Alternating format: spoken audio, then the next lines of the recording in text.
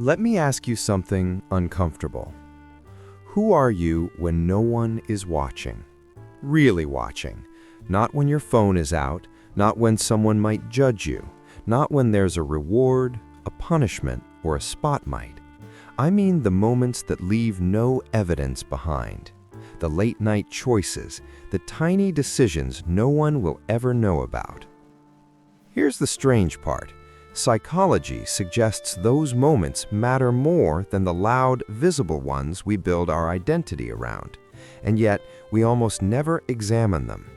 Why? Because the answer threatens the story we like to tell about ourselves. Think about this. Most people believe they are consistent. Good people stay good, honest people stay honest. But research in behavioral psychology shows something unsettling. Humans are situational. When external pressure disappears, behavior often changes. The question isn't if it changes, it's how much. And that's where this gets interesting. Imagine two versions of you. One performs in public, the other lives in private. They look similar, but they're not identical. One follows rules because someone's watching. The other follows values because they choose to. So which one is the real you? Before you answer, let's slow down. In the 1960s, psychologist Walter Mischel ran experiments that shook how we understand character. He found that personality traits like honesty or self-control don't act the same across situations.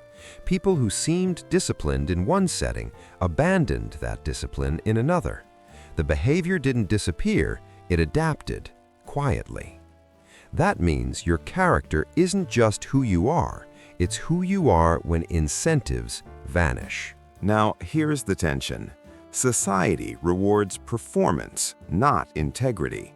We measure likes, grades, promotions, applause.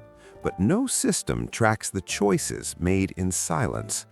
And because there's no scoreboard, the brain treats private moments as low stakes.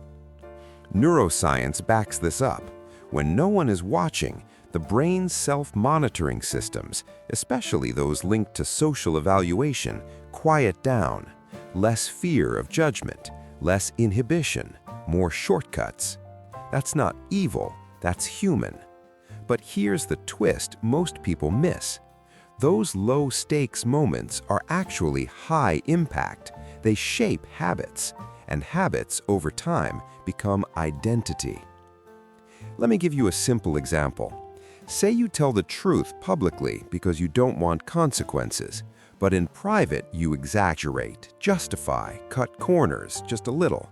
Each time your brain learns, this version of me is acceptable.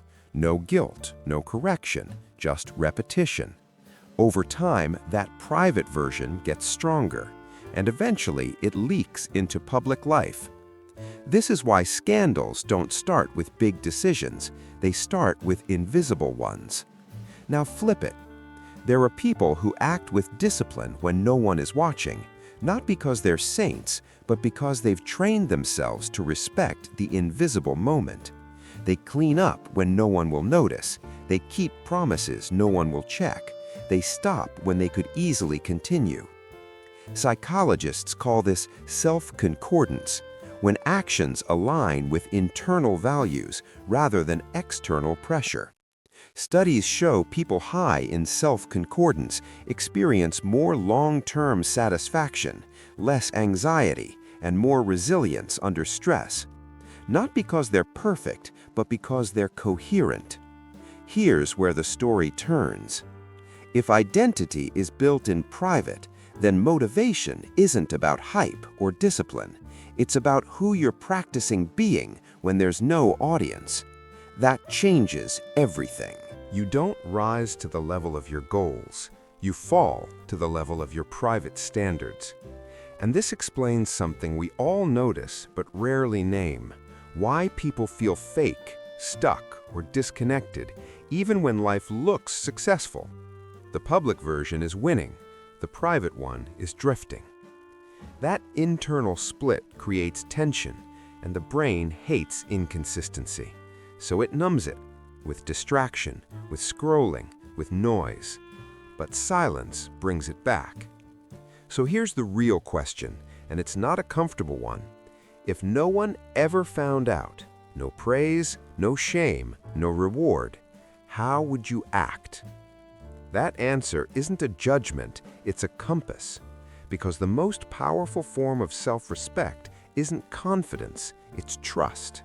Trust that you'll do what you said you would, even when nothing forces you to.